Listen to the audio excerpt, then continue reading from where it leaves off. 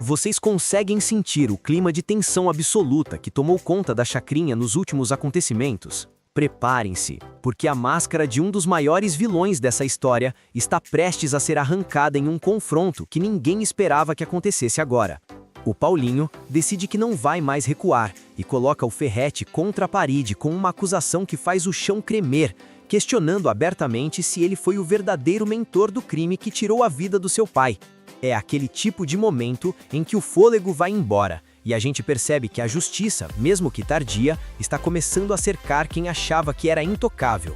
O olhar de confronto entre os dois é de arrepiar, e essa bomba é apenas o começo de uma sequência de fatos que vai mudar o destino de todos os personagens que a gente acompanha.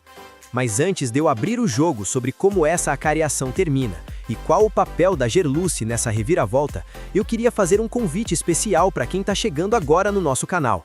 Se você é do tipo que não perde um detalhe dessa trama que tá dando o que falar e gosta de analisar cada comportamento desses personagens, clica no botão de se inscrever para fazer parte da nossa comunidade. Já aproveita para deixar aquele joinha fortalecedor, pois isso mostra que você curte esse tipo de análise mais profunda e dramática. E me diz uma coisa aqui nos comentários. Na visão de vocês, o Ferrete vai ter a audácia de negar tudo ou ele finalmente vai se sentir encurralado? Eu quero muito ler o que vocês pensam sobre essa coragem do Paulinho, então vamos trocar essa ideia enquanto eu mergulho nos detalhes dessa história que promete ser histórica. A situação começa a esquentar de verdade quando percebemos que o pastor Albérico e a Lígia não estão mais dispostos a tolerar as armações de Ferrete e Arminda, encarando a dupla de vilões com uma firmeza admirável. No meio desse fogo cruzado, o Joaquim acaba se metendo em uma enrascada fenomenal ao tentar sumir com o dinheiro das Três Graças antes que a lei o alcance, mas o plano desmorona e o Paulinho acaba efetuando a prisão do rapaz pelo roubo das imagens. É uma cena angustiante ver o Joaquim sendo conduzido para a delegacia sem ter a chance de revelar para a Lígia o paradeiro daquela pequena fortuna, deixando os vilões completamente desorientados e bufando de ódio por perderem o rastro do tesouro. Gente, vocês conseguem imaginar o nível de aflição desse homem preso, sabendo que o segredo do dinheiro está trancado com ele enquanto o Ferrete descarrega toda a sua fúria em ameaças contra a Lígia? Por sorte, o clima de derrota ganha um novo fôlego quando Gerluce, Viviane e Consuelo finalmente conquistam a liberdade e saem da prisão prontas para retomar o controle de suas vidas e responder ao pedido de casamento que ficou pendente. Com a poeira baixando um pouco, o Paulinho tenta trazer um pouco de luz para a vida da Gerluce e resolve refazer o pedido de união com toda a pompa, esperando que agora as coisas finalmente caminhem para um final feliz sem tantas interferências externas. Enquanto isso, a Zenilda prova que é a peça mais forte desse tabuleiro, ao usar sua influência para tirar Misael e Gilmar da cadeia, deixando todo mundo de queixo caído com a facilidade com que ela resolve situações impossíveis. Na ala dos romances complicados, o bicho pega entre Leonardo e Angélico, que entram em uma disputa ferrenha para ver quem terá a honra de escoltar a Viviane de volta para casa. Mas a verdadeira bomba explode quando a Lucélia e o Vandilson tropeçam justamente no dinheiro que o Joaquim escondeu com tanto cuidado. Imaginem o ódio do Ferrete ao descobrir que, além de perder o rastro da grana, ele ainda é humilhado pela Zenilda, que o obriga a desocupar o imóvel com Arminda por causa da partilha de bens dos filhos. Agora pensa comigo. Será que o Ferrete vai aceitar sair de mãos vazias assim tão fácil, ou ele já está planejando uma retaliação cruel para recuperar o que acha que é dele por direito? A narrativa ganha tons ainda mais dramáticos quando focamos na dor da Lena, que abre o coração para o Herculano em um desabafo cortante sobre não sentir a conexão de mãe com o próprio filho, alegando que a criança sequer reconhece o seu toque. Esse clima de angústia familiar contrasta com a força das mulheres na chacrinha, onde Gerluce, Joely e Lígia decidem firmar um compromisso inabalável de lealdade absoluta, prometendo que a mentira nunca mais terá espaço entre elas. A Viviane, no entanto, vive o seu próprio inferno emocional e confessa para Gerluce que, por mais que tente ser grata ao Angélico, o seu coração ainda bate forte pelo Leonardo, mostrando que o sentimento não obedece à lógica ou à gratidão. Mas o que realmente muda o curso da história é o achado milagroso de Rogério, Zenilda e Leonardo, um telefone celular escondido no cofre que pertencia ao Ferrete e que pode ser a chave de tudo. Olha essa situação. Vocês conseguem imaginar o perigo que esse aparelho representa para o vilão se ele contiver provas das suas falcatruas mais ocultas? Assim que conseguem acessar o aparelho, o grupo descobre que o dono original era o Edilberto, o que levanta uma série de questionamentos sobre como esse objeto foi parar nas mãos do empresário e o que ele estava tentando ocultar com tanto zelo dos seus adversários. O Bagdá, por outro lado, demonstra sinais de um cansaço profundo e revela ao pastor Albérico que se sente preso em um beco sem saída na criminalidade, buscando algum tipo de amparo espiritual para sua crise de consciência que só aumenta.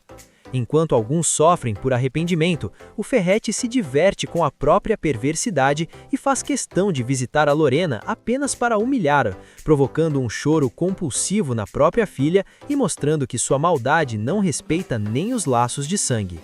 Diante de tanto abuso, a Gerluce se enche de determinação e garante para Lígia que fará de tudo para ver o casal de vilões pagando por cada lágrima derramada na comunidade. Mas o choque da vez fica para o Paulinho, que fica de queixo caído quando a Gerluce impõe uma condição bizarríssima para aceitar casar com ele e mudar de vida. Gente, o que será que passa na cabeça dessa mulher para deixar o noivo nesse estado de choque total bem na hora do sim? Essa condição da Gerluce é no mínimo curiosa e mostra que ela não é uma personagem óbvia. Ela aceita se casar, mas exige que cada um continue morando no seu próprio canto, mantendo a independência que ela tanto lutou para conquistar.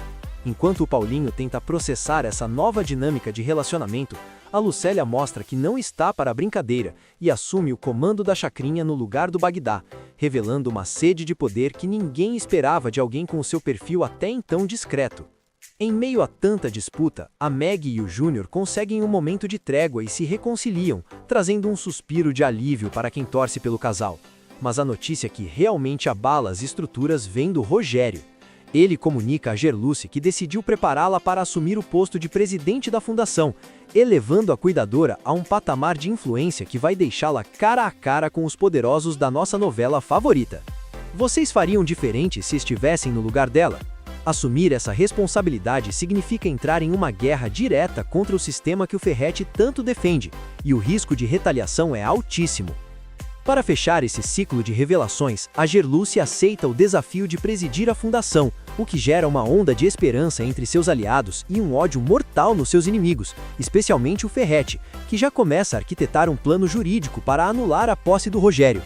O Bagdá decide que é hora de contar a verdade nua e crua para o Casper, revelando que o sequestro sofrido por eles foi uma armação da própria Lucélia, e pior ainda, que a jovem tem as mãos sujas com o sangue da própria família em um ato de extrema frieza. É uma revelação de arrepiar os cabelos, mostrando que a vilania está espalhada por todos os cantos e que ninguém é o que parece ser nessa história cheia de segredos obscuros. Enquanto a Gerluce já começa a exercer seu novo poder, readmitindo a Viviane na farmácia, o Paulinho decide que não vai mais recuar diante da sombra do Ferrete. Ele encara o vilão olho no olho e dispara a pergunta fatal sobre o assassinato do pai, terminando essa sequência com um confronto épico que promete mudar os rumos dessa trama para sempre e nos deixar ansiosos pelo próximo capítulo. Gente, eu tô em choque com essa coragem do Paulinho e com a ascensão meteórica da Gerluce. Vocês também sentiram que agora a história entrou em uma fase onde ninguém mais está seguro? Essa reviravolta da Lucélia sendo a grande vilã por trás das sombras é algo que muda tudo na nossa percepção sobre a chacrinha. E eu quero muito saber o que vocês acharam dessa descoberta bombástica sobre o passado dela. Se você concorda que o Ferrete está perdendo o controle de tudo, ou se acha que ele ainda tem uma carta na manga para derrubar Gerluce, não esquece de comentar aqui embaixo para a gente debater cada detalhe dessa análise.